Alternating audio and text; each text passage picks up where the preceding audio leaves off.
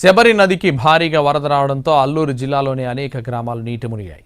పలు గ్రామాలకు రాకపోకలు స్తంభించాయి. ప్రజలకు ఇబ్బంది లేకుండా ప్రజాప్రతినిధులు సహాయక చర్యలు చేపట్టారు. లాంచీలు సిద్ధం చేశారు. మరింత సమాచారం మా ప్రతినిధి భూపాల్ అందిస్తారు.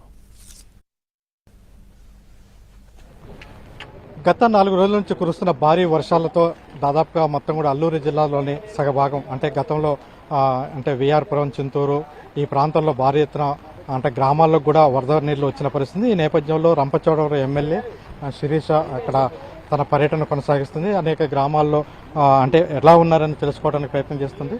మీరు చెప్పండి అమ్మా, ఇప్పుడు వర్షాలు బాగా వస్తున్నాయి, ప్రజలు కూడా కొంత ఇబ్బంది పడుతున్నారు. ఎటువంటి చర్యలు తీసుకుంటారు? అంటే వీళ్ళకి పునరావాసం కానీ అట్లాంటి సంబంధం ఎటువంటి చర్యలు తీసుకుంటారు? అవునండి, ప్రధానంగా ఇక్కడ పైన మండలాల్లో వర్షాకాలం వచ్చిందంటే చాలా దారుణమైన పరిస్థితులు. వర్షం వచ్చిందంటే ఇక్కడ కొన్ని ప్రాంతాలన్నీ టోటల్గా మునిగిపోతాయి.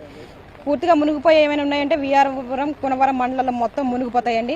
సో ఈ రోజులో భాగంగా ఏంటంటే ప్రతి మండలంలో కూడా రివ్యూ మీటింగ్లు ఏర్పాటు చేయడం జరిగింది. ప్రతి మండలంలో ఎంఆర్ఓతో, ఎండిఓలతో మాట్లాడడం జరిగింది.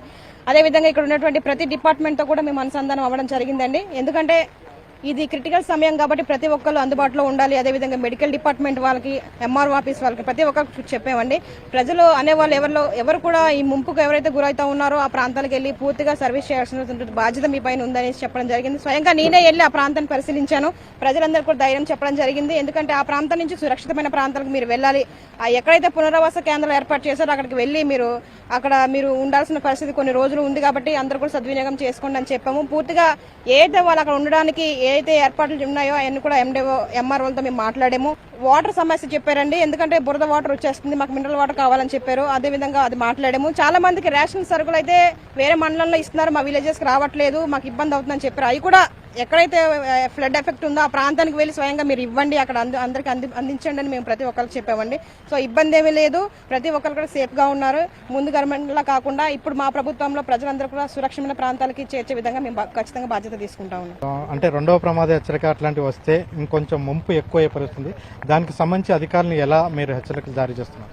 అవునండి, ఇక్కడ ఆల్రెడీ బోట్లు, అదేవిధంగా పడవలు, నాటు పడవలు అన్ని కూడా అందుబాటులో ఆల్రెడీ పెట్టేశారు. ట్రాక్టర్స్ కూడా అందుబాటులో ఉన్నాయి. అదేవిధంగా వెహికల్స్ కూడా అందుబాటులో ఉన్నాయి. ఏ సమస్య వచ్చిన తక్షణమే మాకు ఇన్ఫార్మ్ చేయండి. అదేవిధంగా టోల్ ఫ్రీ నెంబర్లు కూడా ఏర్పాటు చేయడం జరిగింది. ప్రతి ఒక్క ఆఫీసర్స్ కూడా మేము అప్రమత్తం చేయడం జరిగింది. సో ముందు అంత ఎఫెక్ట్ ఉండదు. మేము స్వయంగా వాళ్ళందరికీ సరైన ఖచ్చితమైన ఇన్స్ట్రక్షన్స్ అన్ని ఇవ్వడం జరిగిందండి. ఇది ఈ మొత్తం కూడా ఈ నియోజకవర్గంలో దాదాపుగా ఇప్పటికీ అల్లూరు జిల్లాలో అనేక ప్రాంతాల్లో ముంపు మాత్రం అంటే వర్షం వల్ల ముంపు. ఇది గోదావరి కంటే కూడా వర్షం వల్ల అనేక వాగులు రావడం, శబరి నది రావడం వల్ల ముంపు ఏర్పడింది. ముంపు ప్రాంతాలు